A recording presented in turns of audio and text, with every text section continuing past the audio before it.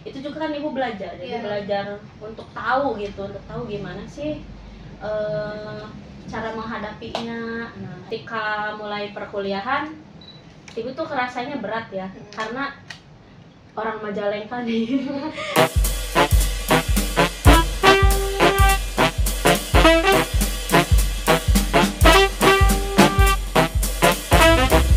Assalamualaikum warahmatullahi wabarakatuh. Halo semuanya. Kami dari Sekbid 10 dengan saya Rosalia Indah dan teman saya, Dan saya Andromeda Ajira Vega. dan tamu kita hari ini yaitu Ibu Nuning. Nah, kalian pasti udah kenal nih sama Bu Nuning, tapi dari kalian ada juga yang pasti gak kenal. Jadi kita tanya yuk seputar pengalaman Bu Nuning. Oke, kalian mau nanya apa nih? Yang pertama, sudah berapa lama sih Ibu ngajar di Semandra? Oh, kalau ibu ngajar di Semandra itu kan terhitung dari tahun 2022 ya. Nah, itu kalau dihitung-hitung berarti udah ada 3 tahun ya, 3 tahun sampai sekarang. Nah, tapi sebelumnya, sebelum ibu ngajar di sini, ditanya nggak sih? Oh, Boleh nggak sih? Boleh nggak ya? boleh. Boleh ya, dikasih tahu ya. Nah, sebelum ngajar di Semandra, saya itu pernah mengajar juga di salah satu sekolah swasta. Nah, tingkatnya berarti tingkat SMP ya. Gitu. Di sekolah swasta itu terhitung 3 tahun juga. Nah, jadi total mengajar itu udah 6 tahun, 6 tahun ya. Jadi awal merintis dari sekolah SMP. Nah, kemudian tahun 2022 saya pindah ngajar ke SMA 1 Raja Galuh, dan ada juga tuh satu sekolah, jadi saya itu ngajar di 2 sekolah. Iya. Nah, tapi di 2 sekolah itu saya hanya bertahan 1 tahun karena saya harus memilih. Kenapa sih jadi milih di sini ya, karena di sininya jadwalnya banyak, sedangkan guru bahasa Sunda di sini itu cuman ada 2 orang. Nah, jadi kelasnya itu ada 36. Nah, dibagi 2 orang, jadi 18 kelas, karena per minggunya itu berjumlah 2 mata pelajaran, jadi 36 jam pelajaran. Wah, gitu. sangat padat sekali ya Bu. 36. Ya, begitulah jadinya saya melepas SMP yang saya ajar gitu. Ya. Baik, pertanyaan selanjutnya, apa yang membuat Ibu tertarik menjadi seorang guru? Kenapa tuh?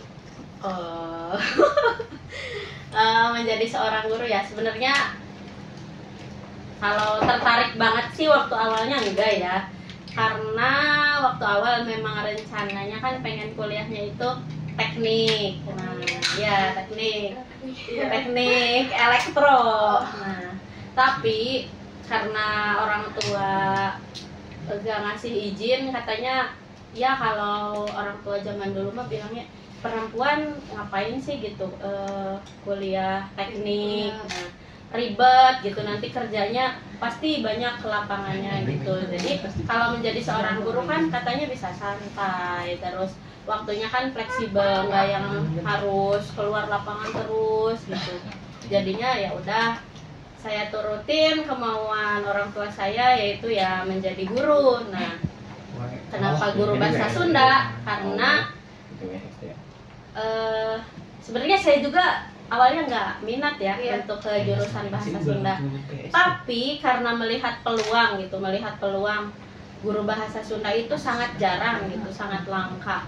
Di setiap sekolah itu pasti guru yang mengajar nih, selama saya sekolah ya, selama ibu sekolah. Jadi yang mengajar bahasa Sunda itu bukan guru bahasa Sundanya, bahkan guru PKN nih waktu ibu SMP. Guru PKN itu disuruh untuk mengajar bahasa Sunda karena bahasa Sunda itu gurunya sangat jarang, belum ada yang masuk waktu itu, cuman ada 1 orang di satu sekolah, sedangkan sekolah SMP-nya itu kan sekolah yang besar gitu, rombelnya banyak. Nah, kekurangan guru bahasa Sunda. Nah, iya, keteteran. Jadi dari situ kakak-kakak ibu juga ya menyarankannya, ya udah kuliah ke pendidikan bahasa Sunda aja. Walaupun kakak ibu juga beliau itu lulusan pendidikan bahasa Sunda juga gitu, sama ya satu rumpun. Kakak yang kedua, kalau yang pertama enggak gitu. Jadi ya sudahlah, awalnya ya memang mau gimana lagi gitu, karena mau pilih pendidikan bahasa Inggris, katanya guru bahasa Inggris banyak. Dulu kan apa ya, nggak terlalu mikirin yang searching gitu kan. Kalau zaman sekarang tuh kan riset bisa dari mana-mana ya. Gampang ya.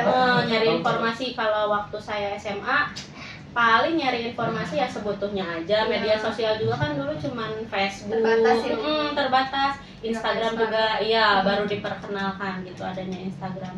Jadinya ya udahlah, berdasarkan hasil diskusi kakak-kakak ibu, terus ibu juga, orang tua ibu memutuskan ya udah ngambil jurusan bahasa Sunda aja gitu. Ya awalnya ya mungkin tahu ya, orang Majalengka, mungkin kalian juga gitu merasa kalau bahasa wewengkon ya disebutnya kan bahasa wewengkon urang Majalengka teh saprada benten tinu sanes ya. Jadi kayak beda gitu dari orang Tasik, orang Bandung, orang Garut dan lain sebagainya, itu beda. Bahkan dari segi bahasa juga, ketika ibu ngomong kalau di Majalengka mah ada tuh istilah yang terkenal teh apa? Oge. Nah, oge Di Bandung gak ada ya? Oge. Di Bandung gak ada. Nah, iya gak ada. Beda Di Bandung ibu bilang, ketika ada teman ibu bilang, oh iya teh pernyataan nih, satu pernyataan. Ya menurut kita mah kayak gitu. Nah, terus ibu tuh keceplosan. Oge. Hah? Nah, semua teman-teman ibu teh kayak gitu. Kayak bingung ya. Nah sih, gitu tuh kayak orangnya, di kok beda gitu bahasanya. Terus dewek, nah kan dewek tuh kalau di Majalengka itu Kediri, bukan Kediri sendiri, ke orang lain. Nah, kamu kan, kalau ngomong maneh kan kesannya kasar tuh, kesannya kasar ya kalau ngomong maneh. Padahal kalau di Bandung itu dan di tempat-tempat lain ngomong maneh itu ya udah suatu hal yang biasa. Dan memang sebenarnya maneh itu bukan bahasa yang Kasar. Ya dibilang kasar itu kan termasuknya udah kusuk bahasa loma lah, loma teh nyata kasar. Nah itu, tapi itu kan cocok dipakai untuk yang seumuran gitu. Jadi ngomong maneh itu bukan suatu hal yang sangat dibenci orang lain lah, atau di istilahnya dibilang gak sopan gitu bilang gitu. Nah jadinya ya udahlah, makin lama mengikuti kultur. Terus awal-awalnya kan pendiam juga tuh. Masa sih kalau ibu? Wah, paling asli ibu. Tapi kan sekarang enggak ya? Nah ya karena kan itu sudah menikmati gitu, menikmati ritmenya. Jadi awal-awal kan adaptasi juga ya namanya ya. Lihat dulu nih teman-teman ngobrolnya kayak gimana. Oh kayak gitu, berarti bahasa oge itu harus dicoret, digintak.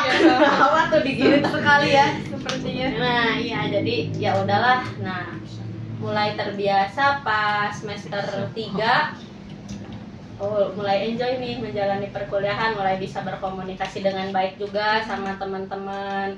Jadinya ya udahlah, it's okay nih, berarti ya udah menerima, berarti udah jalannya gitu. Mungkin harus dilanjutkan gitu, dilanjutkan di jenjang pendidikan bahasa Sunda.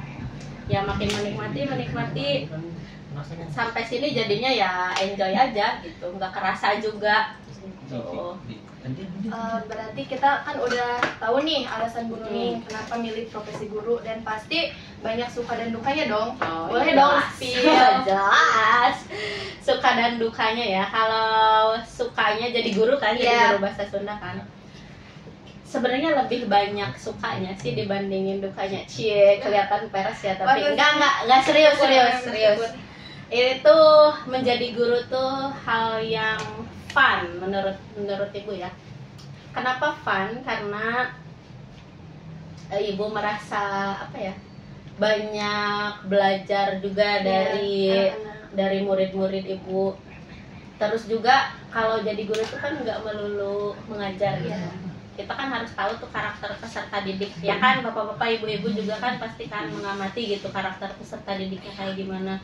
Jadi lebih banyak pelajaran yang didapat gitu.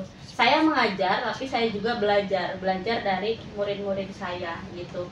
oh gini nih cara menangani misalkan siswa yang bermasalah. Nah, kita harus cari tahu kan, kenapa sih anak ini tuh misalkan nggak mau diem, nggak mau memperhatikan. Nah, itu juga kan ibu belajar, jadi belajar untuk tahu gitu, untuk tahu gimana sih cara menghadapinya. Nah, kayak gitu.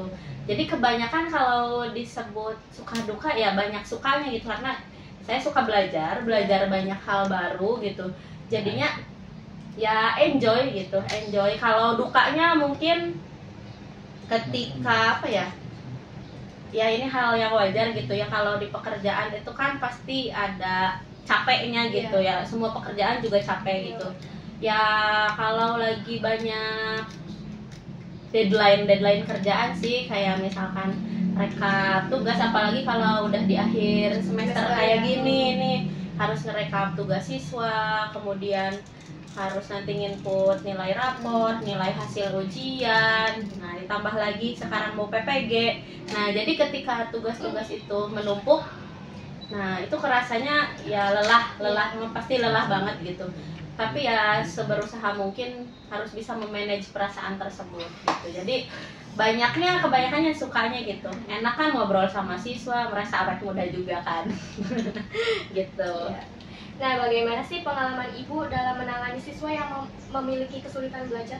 Nah, itu tadi tuh salah satu proses sebagai seorang guru kan adalah belajar juga ya, belajar menghadapi siswa-siswa yang kadang bermasalah, yang kesulitan untuk belajar. Apalagi pelajaran bahasa Sunda ini kan dianggapnya tuh susah gitu. Nah, gimana tuh? Kata kalian bahasa Sunda susah nggak? Susah ya, beda. Bahasanya tuh kayak beda nggak sih? Nah, iya, jadi banyak bahasa-bahasa yang baru kalian ketahui juga kan. Kayak kalian suka nanya, ibu tetelakeun teh naon? Nah, kalian mungkin baru tahu juga ya, tetelakeun teh artina teh ngajelaskeun. Ada nanya apa baru tahu juga. Jadi istilah-istilah yang sehari-hari juga kalian tuh nggak tahu gitu, hal tersebut tuh memang jarang diucapkan, karena kan bahasa yang digunakan itu bahasa sapopoe beneran kalau sama teman-teman mah yang apa ya, bahasa Loma gitu. Nah, jadi menghadapi kesulitan tersebut ya ibu tuh merasa jadi diri kalian juga gitu, memposisikan diri sebagai kalian juga. Kadang ibu kalau ngomong bahasa Sunda atau menjelaskan pelajaran bahasa Sunda ya dicampur dengan menggunakan bahasa Indonesia, bener gak ibu? Nah, ibu kalau ngejelasin kadang pakai bahasa Indonesia juga dicampur dengan bahasa kalian sehari-hari supaya kaliannya juga ngerti gitu. Jadi input yang saya berikan itu adalah yang seharusnya, maksudnya yang kalian juga bisa pahami gitu, yang kalian mudah pahami. Tapi walaupun begitu, ibu juga kan ya kasih apa ya, kata-kata yang memang jarang ada, jarang dibahas. Nah, nanti kalian kan pasti timbul pertanyaan, Bu, naon eta teh artina. Nah, itu jadi kan suatu proses pembelajaran juga bagi kaliannya terpancing untuk bertanya. Nah, kebanyakan karena di sini di Raja Galuh itu siswa-siswinya bukan dari daerah Sunda aja ya, bahkan ada tuh yang pindahan kan dari Sulawesi lah, mungkin ada yang dari Brebes, ada yang dari Tegal, dari mana, bahkan daerah sini juga yang termasuknya Majalengka ada kan yang berbahasa Jawa ya, Patuanan, nah Panjalin, ya teman saya juga Bu. Nah itu salah satu tantangannya, jadi membiasakan diri berbahasa Sunda tapi dengan siswa-siswi dari berbagai daerah gitu ya. Kayak orang Panjalin, orang Susukan itu kan pakainya bahasa Jawa ya, bahasa Jawa sini gitu. Jadinya ya dengan sedikit demi sedikit sih, nah itu jadi sedikit demi sedikit ngasih apa ya, obrolan-obrolan berbahasa Sunda. Nanti mereka biasanya terpancing tuh yang orang Susukan kesana lah pokoknya mah, terpancing, Bu, apa sih beli ngerti. Nah, kadang pada ngomong gitu, apa sih gak ngerti Bu. Nah ya udah, jadi ibu jelasin versi bahasa Indonesianya gitu ya. Dengan menghadapi mereka yang kesulitan belajar kayak gitu, membiasakan juga berbahasa Sunda. Kalau gak dibiasakan kan gak akan bisa ya, gak akan bisa. Bahkan ibu pernah menargetkan gini nih, kamu setahun coba dulu deh berbaur sama teman-teman kamu yang orang Sunda nih, karena di sini kan dominan orang Sunda. Orang Sunda pasti deh selama 1 tahun tuh banyak gitu bahasa yang terserap gitu, bahasa yang terserap, meskipun mungkin kebanyakan bahasa yang terserapnya mungkin bahasa yang kasar gitu, karena kan pergaulan lingkungan tuh teman-teman ngomongnya ya bahasa Sunda Loma gitu, nggak yang lemes. Kalau lemes kan biasanya sama orang yang lebih tua, nah gitu. Jadinya dengan membiasakan ngobrol gitu, bergaul dengan teman-teman yang orang Sunda. Nah, kebanyakan nih 1 tahun kan ibu ngajar kelas 11 juga ya. Ada di kelas 11 yang ibu ajar, dia tuh tadinya bahasa Jawanya medok banget, gak ngerti sama sekali apa sih bahasa Sunda tuh, gak ngerti gitu, gak ngerti sama sekali.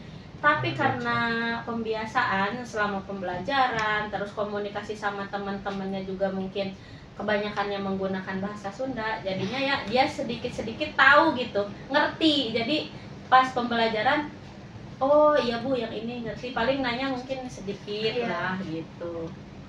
Tuh ya kalau untuk menangani siswa yang kesulitan belajar. Kalau enggak, nah melalui pendekatan juga dengan cara ngobrol dengan siswa tersebut. Kenapa? Apa yang sulit itu? Apa yang sulit dari pembelajaran ini? Nah, ditanyakan. Ketika sudah ditanyakan, ini Bu, saya tuh misalkan kendalanya, saya tuh orang Jawa Bu, gak ngerti bahasa Sunda itu kayak gimana. Nah, dicari tuh solusinya ya dengan cara apa? Yang tadi Ibu menjelaskannya dengan memakai bahasa Indonesia juga, supaya yang orang seluaran Sunda, nah itu tuh tahu gitu dan ngerti apa yang Ibu jelasin gitu. Terus selain itu, selain pendekatan, nah diajak ngobrol. Kadang ada siswa itu yang gak fokus ketika di kelas itu bukan karena dia sebenarnya bukan karena gak ngerti ya, karena mungkin di pikirannya itu banyak masalah gitu, banyak masalah yang mungkin belum bisa diselesaikan sama dirinya sendiri, entah itu faktor permasalahan keluarga, apakah pertemanan, percintaan. Jadi pendekatannya ya harus sering diajak ngobrol gitu, harus sering diajak ngobrol. Kadang ya ditanya, kalau ibu sih kadang suka nyamperin ya, suka nyamperin anaknya, tapi enggak yang di dalam kelas, enggak, Di luar berarti. Di luar, misalkan anak tersebut lewat tuh, sini, nah diajak ngobrol. Nah pendekatannya kayak gitu. Kalau udah diajak ngobrol, tahu misalkan dianya mau terbuka, nah permasalahannya di mana, ya coba didengarkan, dikasih solusi. Kalau anaknya mau menerima, ya berarti dia itu mau gitu, mau berpikir ulang, mau lebih fokus untuk belajar lagi. Kalau kayaknya kalau orang-orang atau anak-anak yang bermasalah gitu tuh cuma butuh didengerin sebenarnya ya, butuh didengerin, butuh orang untuk ngobrol, karena kan di dalam sini tuh terlalu stres, banyak banget pikiran, Berisik ya, Bu? Isi kepalanya berisik banget, jadi butuh untuk meluapkan gitu, untuk meluapkan. Jadi meluapkannya itu kan dengan cara malah nggak fokus belajar, malah kadang kalau belajar kebanyakannya ngelamun lah, atau kadang di kelas kalian juga ada yang berisik, caper dan segala macam, nah celetak-celetuk. Nah itu kan karena mungkin kurang diperhatikan juga gitu, faktor kurang perhatian juga.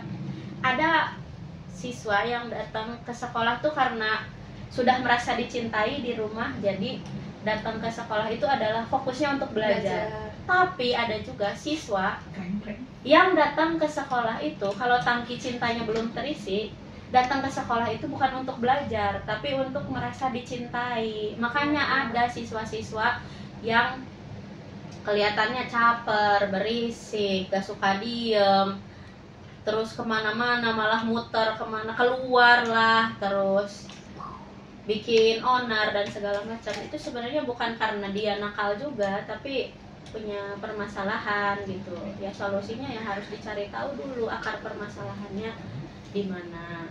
Untuk itulah adanya juga guru BK, supaya bersinergi dengan wali kelas, guru mata pelajaran yang lain untuk mencari solusi nih, bagaimana sih cara menghadapi atau menyikapi siswa yang bermasalah tersebut gitu. Nah, setelah tadi dengar penjelasan ibu juga kan terkenal dekat ya sama anak-anak. Oh gitu ya. Ya, Ya soalnya ibu kayak ibu gengsi gitu. Oh, gaul lah, iya, pokoknya iya. gaul. Oke. Nah, apa sih rahasia ibu biar tetap dekat sama anak-anak yang diajar ibu? Aduh, rahasianya apa ya? Rahasianya nggak ada rahasia sih sebenarnya, tinggal kita memposisikan diri sebagai anak-anak juga, yang sebagai siswa-siswi lah. Walaupun ya ibu juga kan harus tegas ya, Ya. sebagai guru, nggak yang terbawa kalian yang apa ya, kalian yang membawa ibu ke dunia kalian. Ibu juga kan harus bisa membawa kalian supaya fokus belajar gitu. Ya. Tapi ya cara mendekatinya ya dengan obrolan-obrolan santai lah. Ya. Ya mungkin Ocha sama Andromeda juga kalau di kelas mungkin tahu lah gimana gitu. Nah, jadi ya dengan cara ngobrol, atau kalau lagi ngejelasin nggak full yang ngejelasin terusnya, ada jeda ngobrolnya juga. Kan guru itu tuh harus tahu karakter peserta didiknya gimana. Salah satunya ya dengan di kelas misalkan ada apa ya, pertanyaan pemantik. Nah, misalnya nih siswanya yang pendiam. Nah, yang pendiam enak tuh kan buat ditanya. Nah, misalkan ditanya, anaknya jawabannya sebenarnya benar, tapi cuman nggak mau aktif gitu, jadi harus nggak mau ngomong, jadi harus dipancing lah, Biasanya dipancingnya dengan apa? Dengan pujian. Tuh, kamu bisa menjawab. Nah, berarti nanti kalau ada hal yang tidak dimengerti atau ada hal yang mau ditanyakan, bisa dong kamu tanyakan ke ibu gitu. Karena kamu juga ternyata bisa mengeluarkan pendapat, bisa menjawab pertanyaan, kamu hebat. Nah, dengan kayak gitu. Terus selain ngobrol juga di sela-sela waktu istirahat mungkin ya, atau di sela-sela jam ibu lagi gak ngajar, misalkan ibu jam kosong. Nah, di kelas kalian mungkin lagi gak ada gurunya. Nah, gurunya mungkin lagi ada keperluan, kalian udah ngerjain tugas tuh, udah selesai. Nah, udah selesai ngerjain tugas, mungkin kan kalian bete tuh.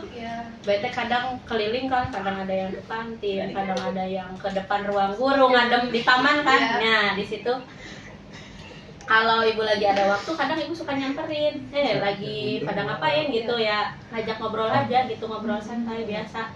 Ya kan tiba-tiba suka ada yang curhat, nah kayak gitu. Padahal ibu gak minta, tapi ya merekanya sendiri yang curhat gitu, ngajak ngobrol gimana. Ya udah, ibu tanggapin, ibu ladenin, karena kan mungkin siswa juga butuh teman cerita, bukan hanya sekedar guru yang mengajar di dalam kelas gitu ya. Jadi ibu gak masalah sih kalau ada siswa yang mau curhat atau mau cerita, it's okay gitu, ibu terbuka. Kadang juga kan ibu suka buka MGL kalau itu ramai banget guys, ramai banget. Coba dipan apa sih dilihat di IG-nya Bu Nuning. Ya kalau mau curhat bisa juga, nah di situ. Atau kalau biasanya yang malu-malu bisa aja sih curhat di situ. Nanti kalau ibunya lagi mood suka dijawab pertanyaan-pertanyaan atau curhatan kalian. Kadang juga dijawabnya random, kadang pakai video. Nah, boleh. Jadi saya terbuka kalau ada yang mau curhat, silahkan aja curhat. Dan salah satu pendekatan juga kan terhadap murid gitu. Jadi saya tahu tuh karakternya siswa-siswi itu kayak gimana, ya dengan cara itu komunikasi, ngobrol. Saya nggak keberatan, misalkan Bu mau curhat, ya udah curhat aja, nggak apa-apa. Berarti kalian percaya gitu sama ibu. Tapi kalau misalkan enggak, juga saya nggak akan maksa. Setiap orang kan punya teman curhatnya masing-masing gitu. Bahkan ada juga yang memilih diam. Itu tergantung preferensi kalian aja. Nah, menurut ibu nih, apa peran seorang guru di era digital ini? Karena kan era sekarang itu kan berbeda ya, Bu. Gimana itu? Nah, era digital sekarang itu sebenarnya gini ya. Kalau menurut perkembangan teknologi ya, kita itu kan sudah masuk di fase apa-apa itu mengandalkan teknologi. Bahkan literasi siswa itu jadinya berkurang karena adanya teknologi tersebut gitu. Jadi jarang siswa yang mau baca buku. jarang siswa yang mau berpikir secara kritis Ya. tanpa mengandalkan AI. Bukan Google lagi ya. AI, iya AI zaman sekarang AI, ChatGPT, nah yang kayak gitu. Jadi sebenarnya ibu selalu menekankan ke murid-murid ibu kalau ada misalnya ibu ngasih tugas, contoh membuat sajak. Iya. Nah, membuat sajak itu kalian harus membuat sendiri, jangan lihat dari Google, AI, ChatGPT, TikTok, pokoknya seluruh sosial media apapun nggak boleh. Ibu selalu menekankan hal tersebut, harus hasil sendiri. Karena untuk bahasa Sunda sendiri tuh ibu gampang tuh ngeidentifikasinya kayak ini bukan kerjaan sendiri nih, karena bahasa kalian itu berbeda dengan bahasa AI. ya AI. Caranya gampang untuk mengetahui anak tersebut plagiat atau enggak. Kalau di pelajaran saya ya, saya tinggal tanya artinya apa. Misalkan alum teh naon artina. Nah, kita lihat. Nah, si siswa tersebut bisa ngejawab nggak? Kalau jawabannya alum, nggak tahu bu apa ya. Itu kelihatan banget. Nah, itu berarti kan bisa jadi si anak tersebut itu ya mengerjakan tugasnya bukan hasil sendiri kan, kelihatan. Yang nggak cuma satu pertanyaan sih, saya tanya lagi, coba kalau yang ini artinya apa? Ngulang. Nah, udah tuh, udah. Kalau misalkan ada yang jawabannya sama tuh sama temannya gimana? Nah, udah pasti itu hasil kerja sama atau enggak contekannya sama. Websitenya sama, misalkan dikutipnya dari web mana gitu. Jadi kelihatan. Apalagi pertanyaannya? Dari dulu kan kurikulum berganti-ganti ya Bu. Menurut Ibu tentang kurikulum yang berlaku saat ini itu gimana? Tentang kurikulum, berarti sekarang tuh kurikulumnya kurikulum merdeka. Iya, angkatan kita ya. Iya, angkatan kalian. Kalau dari pandangan ibu, dari sudut pandang ibu, kurikulum merdeka itu ada kekurangan dan kelebihannya ya. Pasti setiap kurikulum itu ada kekurangan dan kelebihannya. Mungkin kalau dari segi kelebihannya untuk di mapal ibu ya, lebih materinya lebih terperinci lagi, lebih detail. Kalau yang kurtilah itu kan satu semesternya banyak, padat banget gitu ya, padat banget satu semester tuh. Nah, kalau kurikulum merdeka ini ibu rasa tuh lebih sedikit ya, lebih sedikit materinya dari yang tadinya 4 bab. Nah, satu semester itu cuma membahas 2 bab gitu. Jadi itu salah satu kelebihannya ya. Jadi waktu juga kan lebih banyak untuk pemahaman lebih dalamnya itu kan bisa leluasa gitu. Misalkan materi yang pertama nih aksara Sunda, nah, ibu bisa fokus tuh ngejelasin aksara Sunda dari mulai bentuk-bentuknya, terus rarangken dan lain sebagainya. Jadi siswa itu nggak diburu-buru untuk mengerti gitu. Ada prosesnya itu perlahan. Nah, tapi si siswa itu bisa mendalami misalkan satu judul, satu bab. Nah, jadi lebih pemahamannya lebih gampang gitu kalau di kurikulum merdeka. Fokusnya nggak terpecah belah gitu. Benar, fokusnya nggak terpecah belah. Nah, kalau kekurangannya mungkin dari siswanya tuh terlalu cek istilah bahasa Sunda mah terlalu dinang-nang neng-nek jadi kayak terlalu dimanjakan oleh kurikulum yang sekarang. Jadi siswa itu kurang effort untuk mendapatkan rasa paham gitu. Jadi gak ada gregetnya kayak itu naon, guru ngejelasin teh ya udah bodo amat, kayak yang kebanyakan ya udahlah ngeliatin tapi pikirannya mah kemana, giliran ditanya kosong, nggak tahu jawabannya apa. Jadi terlalu memanjakan gitu kurikulum yang sekarang. Dari kekurangannya ya itu ya menurut ibu. Terus siswa sekarang itu terlalu menggunakan teknologi. Jadi apa-apa tanya Meta, apa-apa AI, apa-apa Google. Bahkan dari hitungan pun yang ibu dengar ya dari guru-guru yang lain, jawabannya pakai meta AI. Ngitung kimia, ngitung matematika. Nah gitu, jadi lebih mengandalkan teknologi. Jadi cara berpikirnya tuh, padahal kan kurikulum Merdeka itu kan dituntut untuk berpikir kritis. Nah, tapi kritisnya kalian itu malah disalahgunakan. Kritisnya jadi kritis untuk lebih mencari tahu nih dari AI. Nah, gitu. Jadi salah satu tantangan juga tuh dari teknologi. Jadi siswa itu lebih banyak fokusnya mencari tahu jawaban dari AI. Jarang siswa yang mau berpikir secara kritis sesuai dengan pendapat mereka sendiri gitu. Jadi apa-apa ngandelin teknologi. Nah itu sih yang menjadi kekurangan dari kurikulum Merdeka gitu. Jadi nggak ada tantangan untuk belajar tuh, untuk mau lebih tahu lebih dalam tentang materi yang dipelajari. Bagaimana nih cara ibu menangani siswa yang kesulitan berbahasa Sunda? Karena kan nggak banyak ya orang yang asli Sunda gitu. Nah, salah satunya ya kitanya harus memancing dia. Tadi yang pertama kali ibu jelasin, memancing dia supaya dia tuh mau bergaul dengan teman-temannya yang Asli Sunda. Asli Sunda. Kadang ya ibu sengaja sih mancing-mancing. Misalkan ngasih pertanyaan pemantik. Nah, coba misalkan di buku nih. Iya. Tetelakeun naon anu dimaksud sajak. Coba, menurut kamu artinya apa? Biasanya ibu tanya, menurut kamu ini artinya apa?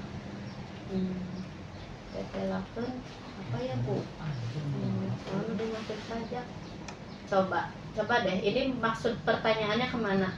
Kalau kamu mau menjawab, terus si anaknya mikir, oh mungkin menjelaskan bu. Nah, kan dari situ juga, nah itu betul, misalkan menjelaskan. Nah, jadi dikasih tahu aja sedikit-sedikit. Gitu. Nambah kosakata. Nambah kosakata.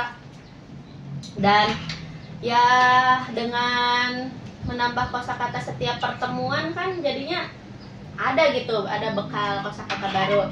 Biasanya ditanya juga nih kalau yang masih kelas 10. Kelas 10 Udah dapat kosakata apa nih minggu sekarang bahasa Sunda. Nah, gitu. Iya Bu, saya ngerti. Misalkan kalau cantik itu gelis.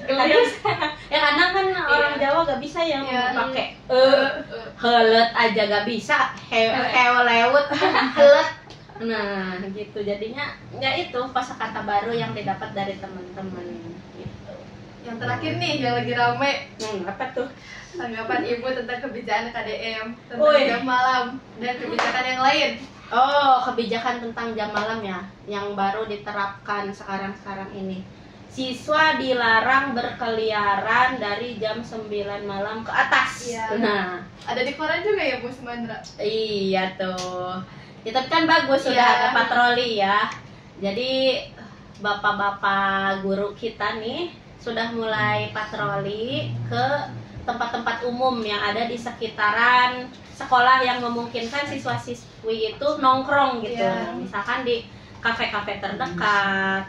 Nah, dan juga tempat-tempat yang memang sering didatangi gitu. Biasanya siswa-siswa tuh sering datang ke tempat tersebut. Nah, sudah mulai dilakukan patroli dan alhamdulillahnya sekolah kita aman lah gitu, aman. Ya meskipun saya gak tahu ya kalau siswa-siswa yang lain mungkin nongkrongnya di rumah teman biar ketahuan kan. Nah, gitu. Jadi kebijakan yang sekarang itu bagus, jadi meminimalisir adanya pergaulan bebas juga, kenakalan remaja yang lainnya kayak tawuran dan lain sebagainya. Bahaya juga kan nongkrong sampai malam buat kesehatan gitu. Nah, jadi ini suatu kebijakan yang bagus dari Pak KDM. Semoga bisa berlanjut. Kebijakan itu nggak cuma sementara aja gitu. Jadi untuk seterusnya, walaupun mungkin nanti Pak KDM sudah nggak menjabat, barangkali nanti Pak KDM jadi presiden kan ya gitu ya. Jadi bisa menerapkan peraturan ini secara terus menerus, itu secara konsisten. Kalau program yang lainnya berarti apa, tentang ditiadakannya study tour sama wisuda. Ya itu kan pro kontra ya Bu dari anak-anak. Menurut Ibu gimana sih? Kalau menurut saya, kalau untuk study tour